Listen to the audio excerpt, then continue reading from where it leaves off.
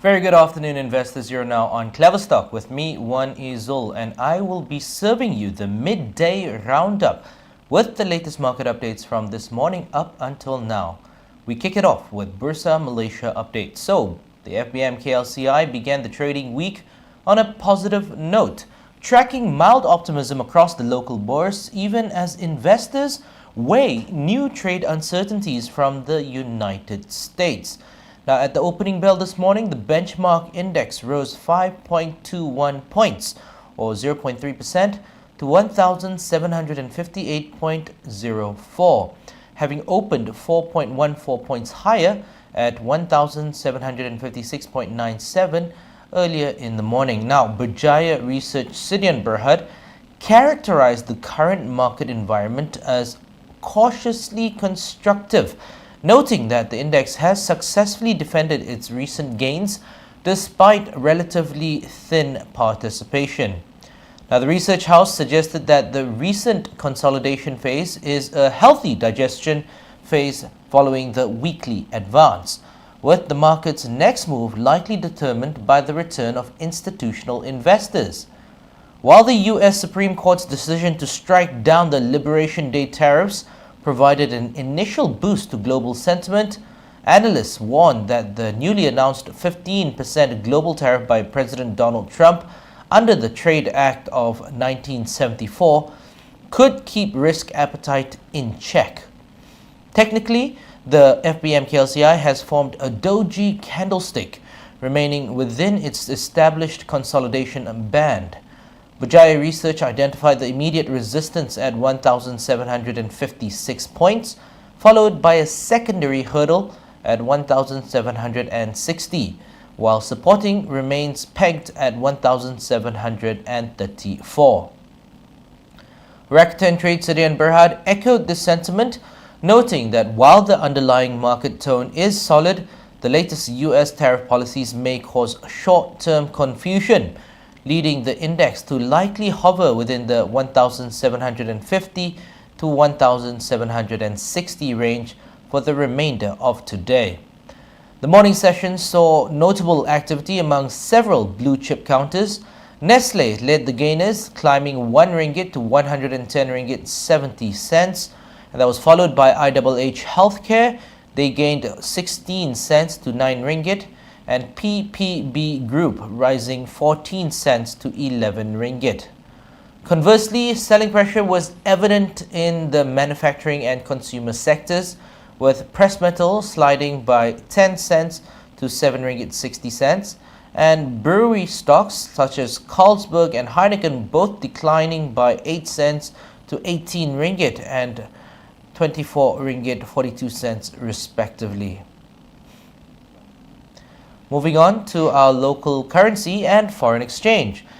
The Malaysian ringgit surged to an 8-year high against the US dollar at Monday's opening as investors reacted to a landmark US Supreme Court ruling that disrupted the Trump administration's trade agenda.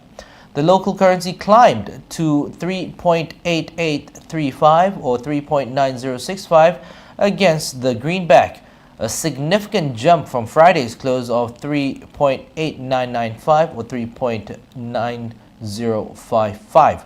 Now, the rally comes as the market digests the U.S. Supreme Court's decision that President Donald Trump lacks the constitutional authority to impose sweeping global tariffs under the International Emergency Economics Powers Act, also known as the IEEPA. Bank Muamalat Malaysia Berhad Chief Economist Dr. Muhammad Afzal Abdul Rashid, he noted that while the president remains adamant about using alternative laws to enforce a newly proposed 15% global tariff, the ruling provides a level of market comfort. Afzal stated, in some sense, the separation of powers still exists in the US. That should provide some comfort that there is a check and balance mechanism to ensure fair and equitable economic considerations or conditions. Now, despite the ringgit's strength against the dollar, it faced a more challenging opening against other major global currencies. our ringgit depreciated versus the Japanese yen to 2.5162 or 2.5314. It also edged down against the British pound to 5.2540 or 5.2851. Our ringgit also traded lower against the euro, opening at 4.5946 or 4.6218. And Dr. Abzanizam suggested that a softer US growth outlook, evidenced by a slower fourth quarter GDP of 1.4%, has contributed to the greenback's relative weakness. Now, within the regional landscape, the ringgit has maintained a firmer stance against most of its ASEAN peers. Our ringgit did improve against the Singapore dollar to 3.0712 or 3.0899. It also advanced against the Indonesian rupiah to 229.9 or 231.4. The currency was also firmer against the Philippine peso at 6.68 or 6.72, although it did see a slight decline against the Thai baht, trading at 12.5201 or 12.6024. Now, as traders monitor the fallout of Washington's tariff policies, including reports that some trading partners may halt the ratification of trade deals with the US, the ringgit's trajectory appears increasingly tied to global risk sentiment and the effectiveness of US institutional checks and balances. Dr. Abzanizam noted that with US inflation staying above the 2% target and consumer sentiment weakening, the ringgit's domestic fundamentals remain a key pillar of support for its record-breaking performance. Now we move on to some local economic news. Foreign investors on Bursa Malaysia ended a month-and-a-half-long net buying streak last week, transitioning into net sellers with a total outflow of 65.2 million ringgit. According to a report by CIMB Securities, this reversal has slightly moderated the foreign year-to-date net buying position to 1.38 billion ringgit, which remains a significant improvement compared to the massive 22.31 billion ringgit net outflow witnessed throughout the entire of 2025, that was last year. While foreign participation cooled, local retail investors stepped back into the fray, turning net buyers of 115.8 million ringgit and also reversing the preceding week's net selling of 165.9 million ringgit. Despite this renewed interest, retail investors remain in a net outflow position of 2.24 billion ringgit for the year 2026 so far.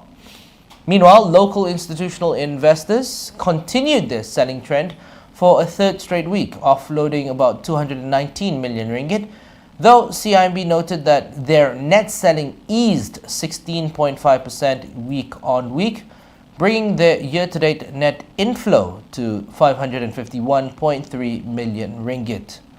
Now, despite the overall net selling by foreigners, specific sectors continued to attract international capital, with the utility sector leading the gains at 60.3 million ringgit.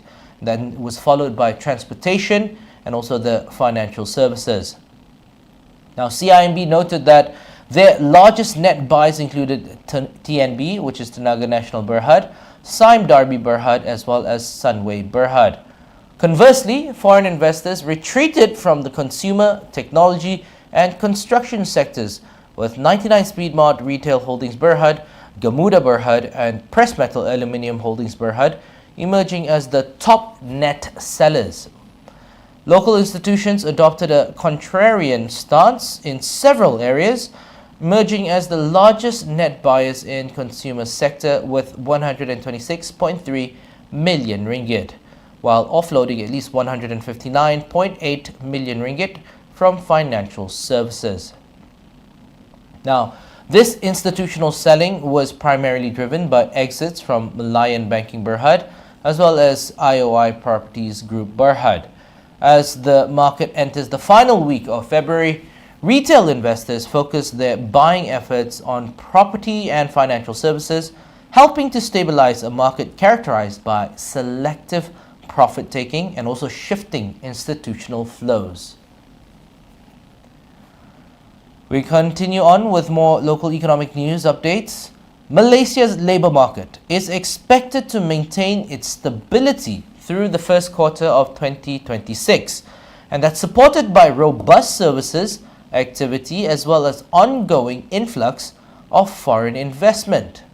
However, despite headline statistics showing record low unemployment, economists are warning of deepening structural issues, including stagnant median wages and high levels of graduate underemployment. Carmelo Felito, CEO of the Center for Market Education, noted that while indicators like the 70.9% labor force participation rate suggest stability, avoiding precise quantitative forecasts is prudent due to external complexities. He also cautioned that a growing anti-foreigner narrative could stifle the broader growth ecosystem. Now, Ferlito stated that the constant will to create negative incentives for foreigners in a scenario with virtually no unemployment may end up slowing down economic dynamics, thus penalizing local workers too. Now, the economist also emphasized that long-term health depends on pro-market reforms rather than short-term stimulus. Echoing a more critical view, economist Jeffrey Williams of the Williams Business Consultancy argued that stellar headline figures often disguise the issues in the labor market. He pointed to a staggering underemployment figure of over 2 million people, or 12.3% of the workforce. Williams observed that unemployment is low because people cannot afford not to work, so they take any job no matter if it is below their qualification level. Therefore, underemployment rises and disguises the problems in the labor force. Now, he also further highlighted that median wages actually slipped or dipped to 2,864 ringgit by late last year, leaving half of the formal private sector earning below the government's 3,100 ringgit living wage. On the brighter side, Apex Securities and TA Research, they remain optimistic about the Visit Malaysia 2026 effect and the global AI-led technology upcycle. These factors are expected to bolster hiring in the tourism-linked services as well as E&E manufacturing sectors. With the government's cash assistance programs such as the STR and SARA reaching a record 15 billion ringgit this year, household spending is anticipated to remain a key pillar for service sector jobs. TA Research projected the unemployment rate to average 2.8% for the full year, reflecting sustained private investment as well as positive spillover of GDP growth exceeding 5%.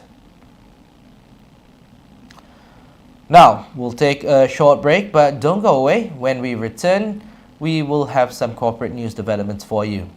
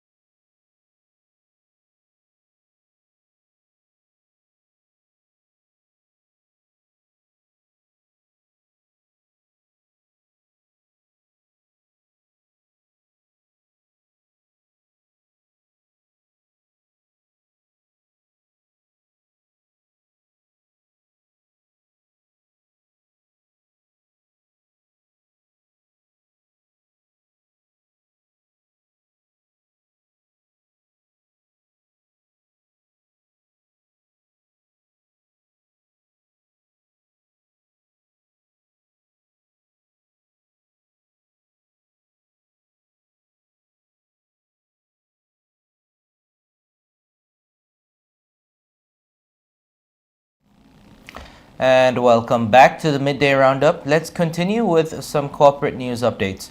United Plantations Berhad, also known as UP, has announced a significant windfall for its shareholders, declaring a total final payout of 81 cents per share for the financial year ended December 31st, 2025. Now, the announcement follows a temporary trading halt this morning as the plantation giant continues to leverage high operational efficiency and favorable market conditions to reward its investors. Now, the total reward is structured as a final single-tier dividend of 51 cents per share, further bolstered by a final special single-tier dividend of 30 cents per share. Now, this substantial combined payout reflects the group's solid cash-generating capacity and its commitment to returning value following a year of resilient crude palm oil or CPO prices, as well as disciplined cost management. Investors looking to secure the dividend should take note of the following critical dates.